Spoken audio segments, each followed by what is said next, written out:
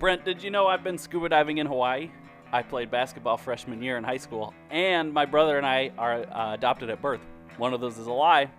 I don't know which one. Hey, today we're going to talk about two truths and a lie and church history. Check it out.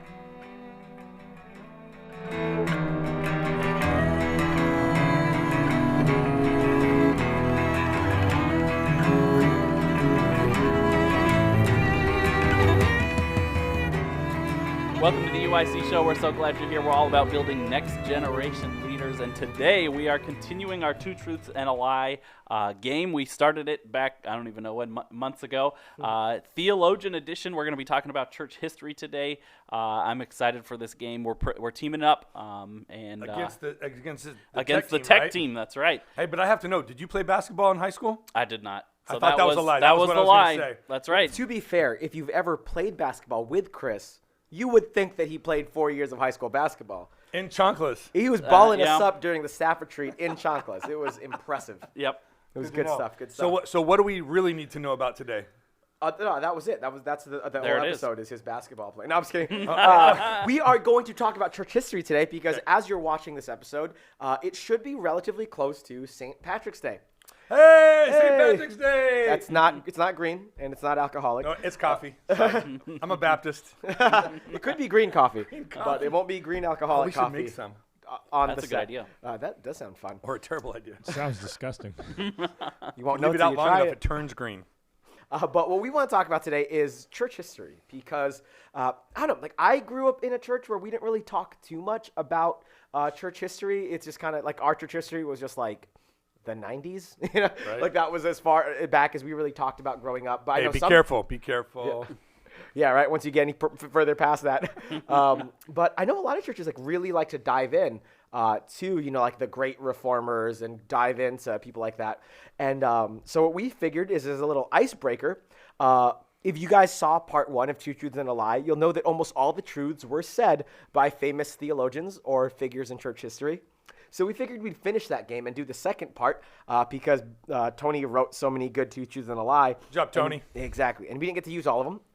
So let's do the other half today and let that be our icebreaker into talking about church history. All Cool. right. You guys remember how this game goes? I'm ready. Kind of. All right. I'm going to give you 3 truths. One of them's a lie. You two work together. Guess which one is the lie. Okay. Guess where you think the lie is from. Anywhere in the ballpark will get you an extra point. So you get 1 point if you guess the correct lie, another point if you guess the correct Area area where that it it's came from. Okay. And let's say you guys are going to get 5 points total. Okay. Sound fair? All right. Sounds good. All right. Here is your first set of truths and lies. The measure of a life, after all, is not its duration, but its donation. That's some Corey Ten Boom. Corey Ten Boom. Second quote. Downsizing so that others might upgrade is biblical, beautiful, and nearly unheard of. That is Francis Chan. And lastly, after a while, you learn to ignore the names people call you and just trust who you are. Paul Tillich. The first one sounds right to me. The second one sounds right because he said biblical in the quote. Okay. So- Well, so then you want to just go with the third one? I think so. I mean, it was So you're saying no one in fiction says biblical? Not Potentially. as much as Francis Chan. That's true. the third one was just kind of so nebulous. I don't really remember it, but it was like Nebulous. something about 7-point the word. self or something. Nebulous. I know. My wife would give that a solid 10. Oh wow! All right. Nebulous. right. I like it. But yeah, it just seemed kind of like there wasn't much to it, you know. Okay. yeah, Ignore the let's names do it. people call you and trust who you are. So where do you think it's from if you think it's a lie? We only have to say the lie, where it's from. Yes. What the one you think is a lie, where you think it's who really said it. Say it again. It's the same person that came up with sticks and stones may break my bones. So you're just going generic old-time saying? Yeah. Chris? What was the saying? Again? After a while, you learn to ignore the names people call you and just trust who you are. That's got to be like a superhero or something. Or the message. Marvel.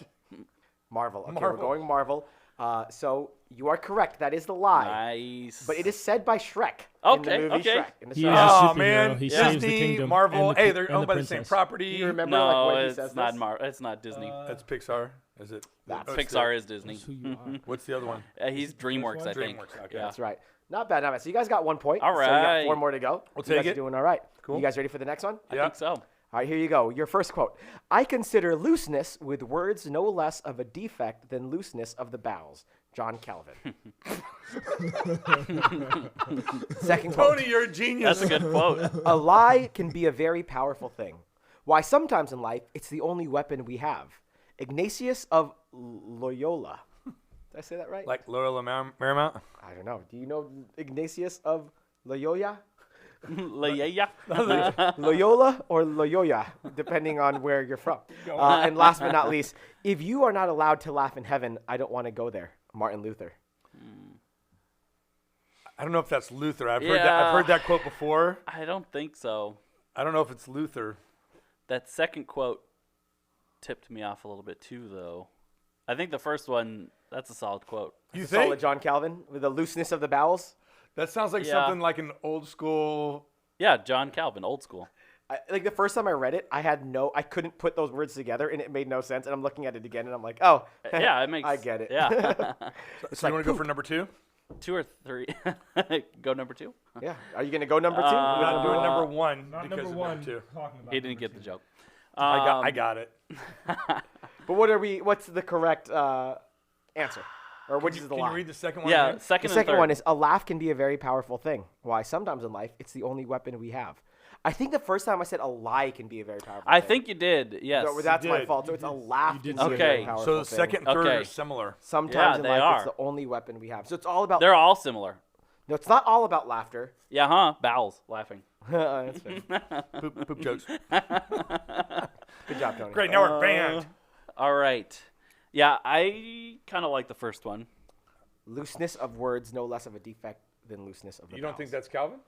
No, I'm think- liking it. you I- like it that's as you good. think it's That's true. Calvin. I'm saying the second one. So Okay. you think the second one's a lie? Yeah. Do you agree? Yeah, it could be the The third laugh one is too, the but most powerful weapon you have. Who else would let's that be? who let's would go say with the that? second one. If you think it's a lie, who would say it? Or where is it said? The Joker. I don't know. Ooh, the Killing Joke. So like the DC universe? We're just Sure. gonna- Okay. Yep. You are correct. It is a lie. Said by Roger Rabbit from the Oh. movie Who Okay. Framed Roger Rabbit. That makes sense. Good job. Good Nice. job, And Tony. then we were like, hey, That's an awesome lie. Good job, Tony. Those are great. Yep. Those are great. Yep. Confusingnesses. John Calvin definitely said the thing about the looseness Yep. of the bowels. And Martin Luther said that. What did he say again? He said a lot of things. If I don't want to, If I there's don't no wanna, laughter in heaven, If I there's don't no wanna go laughter there. in heaven, I don't want to go Oh. there. See, and I thought that just because I know his whole, Yeah. the whole world was like very, church culturally dominant, Yeah. like no joy, no grace. Yeah. So I kind of figured that was it. So that's good. Yeah. Good Not job, bad, not Tony. bad. So you got 2 points. Sweet. That's right. If you get all the right lies, you can win that way That's- without we guessing a could. single correct place. But here we We're go. not Here gonna we get go. it right place. Those are I so don't know, those are so yeah. difficult. Little, We'll right. see. It's pretty far off. Right. Here we go. I believe the family was established long before the church, and my duty is to my family first. I am not to neglect my family. D.L. Moody And the Bible. and the Bible. So I'm gonna say that's true. Number 2, a family is a place where principles are hammered and honored on the anvil of everyday living. Chuck Swindoll. Number 3, friendship is everything. Friendship is more than talent. It is more than the government. It is almost the equal of family. N.T. Wright. That one seems a little bit fishy. The only thing that's fishy for me, like no disrespect, Mr. Moody, but I know that he had a pretty stringent school. But I know that some of our early church founders were terrible with family in their pursuit of their ministry True. goals. And so I'm not saying that he might not have said that, but I'm saying that he wasn't known as being a family Family man. guy. He was being known as being a directive guy towards spiritual enlightenment and actually theology and preacher development. So I'm going to go ahead and say that I don't think that Moody said the first Okay. one. Because if so, then that's even worse. Because if Yeah. he knew that he was in transgression, the Bible says for those that know that you're in that and still do that, that's even a worse transgression. So, did if that's Moody not you, not D.L. have a great Moody, family if that's in his not life? you, I'm sorry, what? Did he not have a great family life? I believe, I don't know which, but I know that some of the early founders that started schools and ministries talking about preaching, especially in circuit preaching, like where people were like going from town to town doing all that. And I don't know when Moody Bible Institute was founded. I know they claim to be strictly like kind of biblicists, but anyway, that's What my, was the third that's quote my again? Two, that's my Listen two to this third quote, Third though. quote was, Friendship. Friendship is everything. Friendship is more than talent. It is more than the government. It is almost equal of family. The Bible does say that we have a That's true. friend who Almost equal with. I thought I mixed it That up. just sounds like a terrible quote. Like, Yeah. like I don't know who said that, but I would need NT more Wright. context. I'd need more context. What? It says N.T. Wright. NT Wright. I'm just saying, like, whoever said it, it's not a very deep theological statement, as far Yeah. as I'm concerned, unless there's more to That's it. kind of where I'm thinking it might be 3. Okay, because that just might be Because a it's generic. not very deep theological. So where would that come from? I don't know. Where would the first one come from? What's the first one? The Moody one? First one was Moody. No, what was the quote? Oh, I believe that the family was established long before the church, and my duty is to my family first. I'm not to neglect my family. I believe that's a true The statement. church. I don't know if it came from him. Yeah. Where from have to come to an fiction agreement. would they be saying something about the church, though? Where from fiction? Yeah. Just like the biblical one we said earlier. Yeah. Okay, I can see that. Because it's got words specifically Yeah. church or religion in it. Yeah. So you wouldn't really have a quote outside. Okay, I can go with that. I'll take the loss. Okay. We'll the do number loss. 3. Number You mean the 3? win? Yeah. Brent, so you're agreeing with Chris. I'm conceding. You're conceding? Well, Brent, good choice because Chris is right. Chris is always right. Trust the beard. But where do you man. think it's from? Friendship asked you is first. everything. Something. What's a friend movie? Friendship is everything. Say it again. Friendship is more than talent. It is more than the government. It is almost the equal of family. Friendship. It's not a movie that I know. I don't- It's yeah. not a source that I'm familiar It with. might not that be I- a movie that I know. too. Potentially. It's probably a book because I haven't read very many of those except for the Bible. That's fair. It's actually from the Bible. Joke's on you. Oh, dang. Come on, I need a guess. That is- man, is I the don't know. message Let's then. Put a guess in. I've guessed the other ones. You guess this one. Oh, bro, I have no clue. Narnia. Okay, there you go. Wow. No, I know it's The Godfather. I know it's wrong. Oh, there you go. I like to try to make you think this. So those are the same. Godfather and Narnia. Narnia, yeah, same thing. Well, it's not Narnia. Godfather. But God, that's what I meant. no worries. It's close enough. You guys ready for the next one? I'm ready. Think so. Here you go. We only need 2 more points. Number 1. Believe in yourself, and there will come a day when others will have no choice but to believe with you. Martin Luther King Jr. Number 2. Love that goes upward is worship. Love that goes outward is affection. Love that stoops is grace. Donald Barnhouse. Number 3. You don't have a soul. You are a soul. You have a body. C.S. Lewis. Ooh. Well, the last 2 sound spiritual, so I'd say the first Number one. one. The Yep. first one. I have no idea where that's from, though. I'm going to say Yeah. Narnia again. I'm just kidding. Say it again. Say the first quote Believe again. in yourself, and there will come a day when others will have no choice but to believe with you. Martin Luther King Jr. Should we just say I'm going to say comic book land again? Marvel? I was going to say The Rocketeer. The Rocketeer. Rocketeer. All right. Don't know. It's what kind that of is. hard to get in the right ballpark. It has to be exactly I'm going to that. say Marvel. You're going to go with Marvel. But where? Like, I don't remember if I He said that quote from ballpark. anybody. He just said we need to be in the ballpark.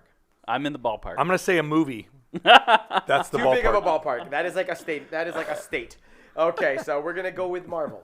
All right. Okay, You are correct in that it is the lie, cool. but it is said by Mufasa of the Lion King. So if you said Disney, I would have given you. Yeah, I was. Marvel is owned by Say- Disney. say it again. You Kinda mean is in the like ballpark. Disney Believe animation? in yourself, and I almost tried to do it in a Mufasa voice. But then we would know. Yeah. Yeah, Oh, like, yeah. I don't know if you know, it's like in the beginning, I'm like, believe in yourself. I think it was Darth Vader. Believe. And there will Same come a voice. day when others will have no choice but to believe That's with true. you. That's why I said it. So you guys got 4 out of 5. If you guys get this last one Alright. right, I mean, you never guessed any of the places accurately, but We Because- also haven't talked about a punishment too. What are we going to punish you guys with if we win? Oh, there's no punishment for you us. don't need, yeah, when it comes to us, there's no punishment. How about the writer? How about Tony? Tony, Oh, I like it. any votes? Tony I should vote- be I vote fired. yes. Tony's Tony has fired? I'm sorry. Tony has to do something and then post it. It's only if you get it right. If you get it wrong, then we'll punish you. Number 1, live simply so that others may simply live. Mother Teresa. Number 2, be strong, passionate, and be loyal to a fault. These are the merits of a great leader as well, but only when tempered with compassion and humility. Francis Chan. Number 3, true humility is not thinking less of yourself, but in thinking of yourself less. Rick Warren.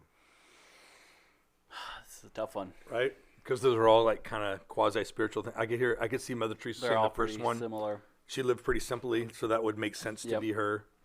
But Tony would also say something that Oh, sounds yeah. like her and put the name in there because put Tony's her a on it. smart guy. Yep, he He's a is. smart guy, so he's not getting fired. The second second one is really long. I'm Yeah. like, if you go long enough, there's got to be a lie in there somewhere. Yeah, exactly. Yeah, It's like too much information. Can you say the second one again? Sure. Be strong, passionate, and loyal to a fault. These are the merits of a great leader as well, but only when tempered with compassion and humility. It's not that much longer than any of the other truths. It is maybe 2 words longer than the Moody quote. that's true. And that is the last reread I'm giving you. And who was the third guy? That's Rick Warren. Oh yeah, Rick Warren. Rick Warren. I haven't read any of his books except for Purpose-driven life. Purpose-driven something. So I don't. Purpose-driven Brent. Purpose-driven youth ministry or something. So Brent-driven life. So we lost last one on Mother Teresa. I would hate to not guess that one and then lose again on Mother Teresa. That would be Do sad. you want to vote on Mother Teresa? Or I you don't really want to, but if it is that one, I'll be really sad. We already got a Francis Chan quote, so maybe the second Yeah? one's not Francis Chan. It's true. Maybe it's a quote, but it's not by him. Could be. Does that sound like Francis? I've read. Can you read it in a Francis Chan voice so we can hear what Francis Chan would sound like? He sounds like a normal person. I don't know how to do Like an a normal impression of person. a normal person. Can you read it in a Mufasa Okay, voice? you know what? Let me try to do a Francis Chan Passion. impression. Be strong, passionate, and loyal to a fault. He always sounds like he's like running out of breath. Yeah. And loyal to a fault. These are the merits of a great leader as well, but only when tempered with compassion, like a long pause, and humility. That's my best Francis Chan. Wow. Solid. Dang, that Very sounds good. like that's him now. I felt like I actually read that book. Oh man. Crazy Love, Part 2. Live simply so others may simply live. Live simply. That could be anything. It could be. I don't But know how Mother Teresa sounds. But she lives. Live simply, so that I may simply live. I thought you weren't going to give us any more reads. I'm just doing impressions at this point. How does Rick Warren sound? True humility. I don't know. He's in Texas, right? He sounds like he's Oh, California. no, California, dude. Yeah, he Orange sounds County. sounds like Think about O's. an Aloha shirt wearing dude. Yeah. True humility is not. Not quite like that. And the visual was this. True humility is this. So apparently he's like a surf rocker, Oh, wow. Beavis and Butthead type personality. All right. Well, we got to make a call Yeah, here. call. I want to go with the second one, I think, but All right. if we lose on the first one, I'll be sad. I'm okay. You guys locking that in? Dude, he's Where do you think looking. it's from? He's looking and laughing. I know. Where do you think it's from? Not Francis Chan. Then where is it from? For an extra point. You could go above and beyond if you're We right. on both could these. go above and beyond. Imagine getting 6 That points. just sounds like we're wrong, though. Right. you could be He's getting egging us 4. on. I He's know. totally just jacking. Maybe we should lock in a different one. At this point, he's going to keep smiling. We just got to I know. hurry. Okay, number 2. And it's from, I don't know, Narnia. I'm going to say The Godfather. Well, you do realize that if it is from Narnia, it's from C.S. Lewis, who is a theologian. That's Oh, true. that's true. But true. that's what you're locking in, No, Narnia. no, I'm not locking No, in no, Narnia. no. I'm giving you a chance here. Just giving us a chance. You're Read not it again. You're not going to get it. Like Francis Chan. Oh, it sounds Be like we might got it strong, right. Passionate and loyal to a fault. These are the merits of a great leader as well, but only when tempered with compassion and humility. John Maxwell. Not a theologian. You know what? We got to get Dang! this. I'm just kidding. I'm just kidding. He's a pastor from San Diego. I don't think that. My dad gave him a ticket. Yeah. Oh, really? Oh, nice. Well, you know what? Congratulations. You We guys did did get it! 5 points. Oh, That was good a lie. You guys did it. But that was from Splinter of the Teenage Mutant Ninja Turtles. Oh, okay. Wow. Okay. Oh, I could see that. Yeah, Can you she's say really- that in a Splinter voice? Be strong. Can you say that? in a- Passionate and loyal. See, it's Whoa, funny that sounds how the good. Splinter voice is more racist than the Francis Chan. You're a good Asian rat. because wow, whoa, Oh, That- Asian American rat. Get it right. Oh my But gosh. anyway, We just became demonetized. oh, you have to get views to get monetized. Yeah, you have to be monetized. Honestly, man, before at you this can be point, I would be thrilled to get demonetized. Yeah, there you Well, let's go. just start saying really bad stuff. because we have to make Dr. money Seuss. first. Dr. Seuss. Okay, so that sparks the conversation. Oh, so we're man. talking about all these theologians. Again, I didn't really grow up learning much about theologians, but the first question is, what do you think? Do you think studying church history, does it have a value, or how valuable is it in youth ministry for youth pastors? Very valuable, I would say. Yeah. Do you talk about church history with your youth group? I mean, not too much. We talk about it in plug School of Campus Ministry. It's true. Spots are open. Join. Shameless But plug. I like it.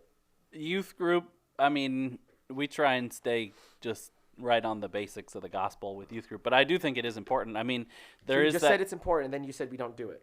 in youth group. I'm just kidding. There is the quote. What is it? Those who don't know history are doomed to repeat itself. Are doomed to repeat it. Yeah. So I mean, but there is also, if you do know history, you're probably going to repeat it too because we're sinners. Yeah.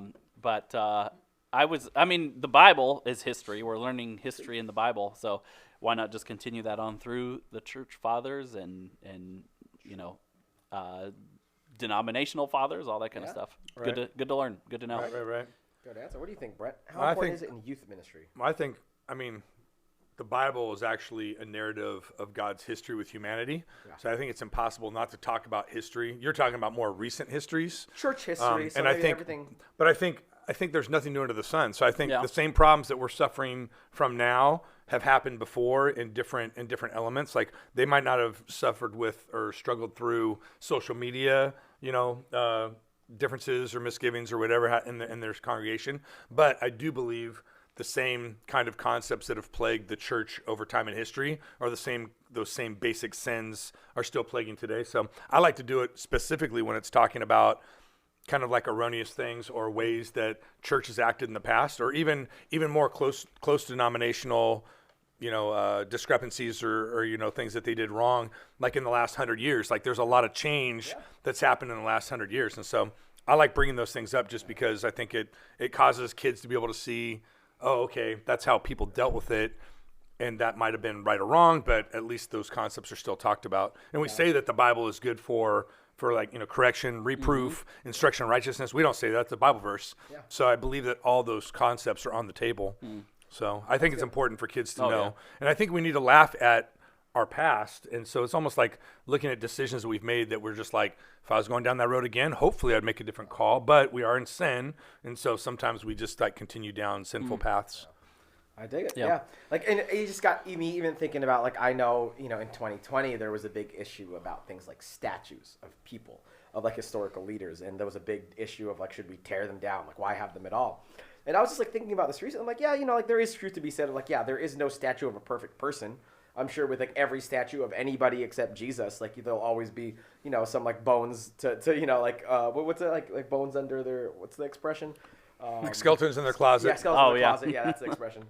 Bones under. I was skeleton. like, where's he going there? Bones under their house as they buried humans alive. Brent's always good at knowing what I'm trying to say. Yeah. And of course there's always going to be skeletons in everyone's closet. Right. But I still think it is valuable to like have, to look at people in history and to look at the positive. Right. To be like, like look what George Washington has to teach us in American history. Look what this guy has to teach us, Abe Lincoln or whatever. Like, yeah, and there's always that, the discretion of like, were they perfect? And I think like church history, and I think maybe one reason why, at least I know a lot of people who don't like to talk about church history is, well, they're afraid, C.S. Lewis had some weird theology, and Martin Luther King had some weird theology, and I don't agree with everything D.L. Moody says or believed. And I mean, like, the same thing kind of applies. Like, yeah, like everyone's got some things that like, we probably wouldn't agree with in today's like modern church age. Like, I think about someone like C.S. Lewis, who I adore. Like, I just read my third like C.S. Lewis book this year, and like I adore him. But there's a lot of stuff I'm like, oh, whoa, I definitely don't believe that. But there's still too much meat to throw out the steak. You know what I mean? Like, there are some bones. There's some bones in that steak. Right. But it's just. So I say, I say, always, maybe if you feel like it's necessary, have the discretion of like, yeah, so-and-so might have believed in some things we don't believe in, but there's not good there. Yeah. So what are some lessons that you think teens can learn from church history? Well, I got a lesson for a youth pastor on church history, and not church history specific, but I would say for the youth pastor out there might be struggling with the way that his church or her church does something, you need probably more recent church history to figure out like why does your church do the things that they do the way that they do them, know? And so if you don't know your church's denominational history or how the history of the church came to be, there could be some things in the history of why they do things that they do. Like maybe there's specifically for an event, they do an event every year because of, how the church was planted or whatever, But then you don't like that event, you're going to have some, arguments and potential strife with people in the church because they love that event, And so learning the history of the church you're in and the denomination you're in is important to know, how you can interact with people in your church. So, how about Brent? What's the question again? So much for the illusion of no time being passed. Right. No, there was no edits in the filming of this episode. What are lessons that youth members can glean? I'm with you. Or youth pastors. I would say this, I don't want to totally date this episode specifically, and yet we seem to be in a time that a lot of things are being interpreted in light of current events. Yeah. And I think there's informationally or philosophically, it's very, very difficult to take something from the past and then to dust it off, repackage it, and then interpret it through modern events. I think hermeneutically, it's something that I think that there's a lot of problems in the church, even while we're talking about stories, because we try to bring things into a modern context, and sometimes our hermeneutics are not good because we're trying to make a biblical lesson say something that it might not have been intended to say in preaching. And so I think that same danger can happen, like you were talking about statues, right? Yeah. So I think if anybody during any period of time is compared to a later period of time, there's going to be cultural things that are changing, social things that are changing, political things that are changing. Yeah. And I think that we do ourselves a disfavor when we try to throw out everything. There's almost an arrogance. And how we are right now is as smart as we've ever been. And yet, if you go back and read some things from some founding fathers, they got some things that today I think that we would say they got that really, really wrong. And yet they spent so much time thinking about stuff that they've done that they did really, really right. It's hard to throw one thing out with the other. And I hope and pray that if you're listening to this or any theologian, I hope that you're a little bit critical, and I hope that everybody's got something that they're good at. Nobody here is claiming. We're not claiming to be the authoritative biblical word of God. We're trying to interpret the Bible, and we use theologians to do that, and yet every single one of them has been flawed in some way. So I said earlier, I got the one wrong about Moody. It wasn't Moody that maybe had failed his family, but there were many people that were great at theology and terrible at family. Yeah. And so if I'm judging them according to the failure of their family, that's one lens. If I'm judging them according to the intricacies or the interpretation of Scripture, that's a different lens. If I'm doing it over a time in history, then that's different. So I just think it's important for us just to think about and look at, because I think all of our statements that we make now can be judged maybe in, let's just say 30 years from now. Yeah. Where are we going to be? What do we say now that's going to be considered not able to be said in public discourse and maybe in 2 or 3 years? That's good stuff. That's good. I mean, I would just, even take it so we're talking specifically about youth, right? I know we're thinking also very pastorally, big picture. And I'm thinking about teenagers who might not even understand the intricacies of C.S. Lewis had, not the most Baptistic theology. But yeah. But what I'm thinking of is just teenagers. I remember recently, I think maybe it was a couple St. Patrick's days ago, growing up in a Baptist church where you don't really, you hear the word saint and you automatically assume oh, well, they're probably Catholic. And I remember talking to some youth members and oh, do you know St. Patrick was a born again Christian that I think any Protestant, any Baptist should celebrate. And I remember my kids were what? You know what I mean? And then saint worship? Yeah, exactly. And there was this cool conversation of the church is a lot bigger than the other First Baptist churches in America. You know what I mean? Yeah. Second Baptist churches matter. They don't count. Can you imagine being named Second Baptist? I know it's a thing in the South, but that's I went to a Third Baptist church in Texas. It's gotta be so awkward. Who wants to celebrate third place? But I'm just kidding. I'm just joking. Second and Third Baptist church. Bible says that the third should be first. Last Baptist church. That should be a new there you name. go. The last Baptist church. Oh, but then San Diego. There are none other after us. Yeah, what are you saying? We're just shutting the door on anyone else, no one else. But I think just the church history, especially if you have a youth group or just that doesn't know that the church has a history. I think there is value in just hey, Christianity's been around for a while. It's a lot bigger than sometimes we put a little box of like at least when I was in high school, like church is limited to just like my church. Right. Yeah. Like I didn't know that the church went deeper than that. So I think they're really just not like you always want to be careful and you want to let people know like there are skeletons and there are like other things. Not every person I'm going to quote is going to be a perfect person. Is going to be like a perfect example of a theological Christian. But I think they should know that there's been a lot going on. So Right. I like that. So I guess a Agreed. wrap-up question, because Tony's last question I think is way too deep, but maybe we'll go into it if we have time. Oh, Tony. Tony, this is a deep one, man. He even has like a part of it blacked out, like like a little secret teaser. But the third question is, It's called redaction. who is an individual or theologian that you would like recommend viewers or youth members, like who's someone right off the top of your head that you're like, I talk to teenagers about, I want them to know about this person or fill in the blank. That's dangerous because if you watch this in 10 years and that person's been canceled, now we are associating ourselves and then we therefore will also be canceled. Yeah. So I'm going to say Dr. Seuss. There you go. I mean, like obviously, a lot of the we joke about cancellations because they're silly all the time. But just think about like how many of us were talking about like Rabbi Zacharias like a week ago, right? Yeah. All of That's that true. is a shame, and it's like really a fresh wound. But it's like 2 weeks ago, you would have talked about him like 0 issues, right? Right. Like, like there was no wrong. Right. And now it's like you have to tread lightly when you quote. I mean, I think we Yep. still should because he brought so much wisdom to the table, and Yeah. I'm going to reference him, but. And I think this might not answer the question that Tony's trying to get us to, but I think there's something to be said about the Bible and specifically to be said. specifically about not making any idols. Yeah. I think one of the reasons how come that was talked against and not to make a graven image is because I think historically we want to put people up. I mean, that's where we get it, put people on pedestals. Yeah. Like it's actually referencing, we want things to be elevated and put up so that people do remember. But I do think that if we are thinking spiritually, then like I think also of the scripture, I'm of Paul, I'm of Apollos or whatever. Yeah. I think that theologians, or at least in Bible school or seminary, I think that we tend to we did the theologian draft, 6 months ago? Maybe it was a little bit longer than won that. that game? And it was fun. Good job.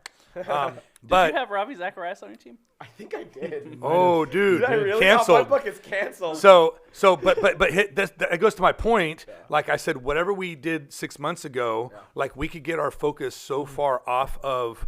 It's not that people just say bad things, but I only want to be looking towards people as they're looking towards Scripture, because we're all going to mess up. Yeah. And if I start telling you my opinion of something or my opinion of Scripture, like I'd rather show you Scripture and then say historically these are different ways that the Bible has been interpreted during different times in history, and then let people come up with what do you more closely align with. And if this is the hermeneutics of it, you got to know the history of where it came from, and we can still apply it modern, but as opposed to me telling people how to think about it, I would rather have people do the thinking. I want them to do the work, And so I don't know which theologian I would currently mention, because I've literally been lambasted over me mentioning a book title of something and somebody finding one line of something they didn't like, and some of my worst conversations with people in faith were that I had mentioned somebody in a sermon that something has come back. And then I actually had people waiting for me after a sermon just to tell me they would no longer be encouraging people to listen to my sermons because I quoted somebody that they thought was like kind of off the radar. So, well, it could be a lot of different people, but anyway, yeah. Yeah. So do you have anybody how about anybody you can go to that you're like, oh, they still haven't messed up yet enough to be canceled? Or they've been dead long Mr. enough. Potato Head. Right. Well, I mean, one of the most recent ones, I know we've talked about this too, is R.C. Sproul. I mean, I wouldn't agree with him on everything baptism-wise and all that kind of stuff.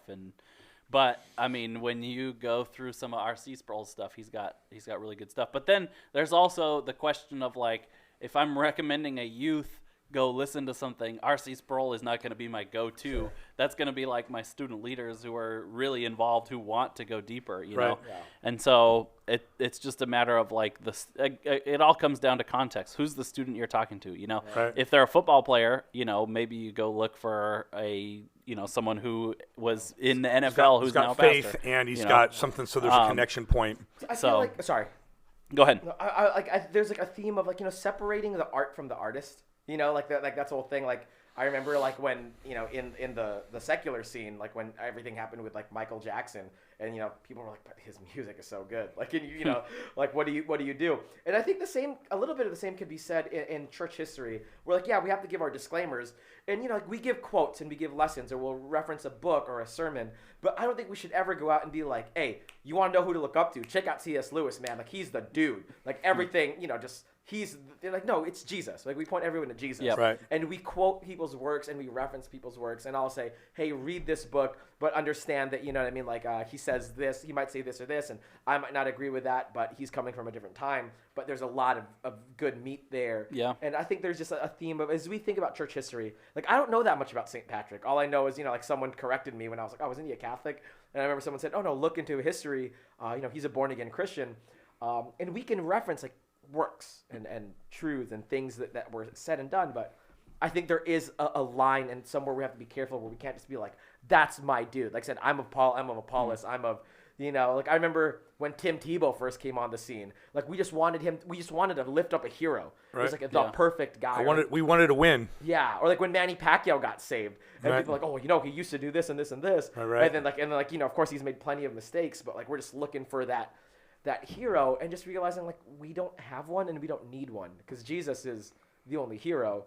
We just have a lot of guys who are just making good works, like imperfect sinners that are coming up with good thoughts and little things here and there that we can reference and teach. Back to youth stuff. I mean, this is all about youth theology and what we do, but like I was listening to a song this last week, and NF was talking about stuff, and some people have some really hard criticisms of him. And one of his songs, or at least one of his maybe he was talking about one of his songs, he was just saying how much hate letters or how much hate mail he gets from the church because his music doesn't make people feel better, and people are criticizing him, saying you should be more joyous, you sound like you're angry all the time. And in the song, he was specifically saying, yeah, but I'm doing this for my own therapy to talk about my relationship with God.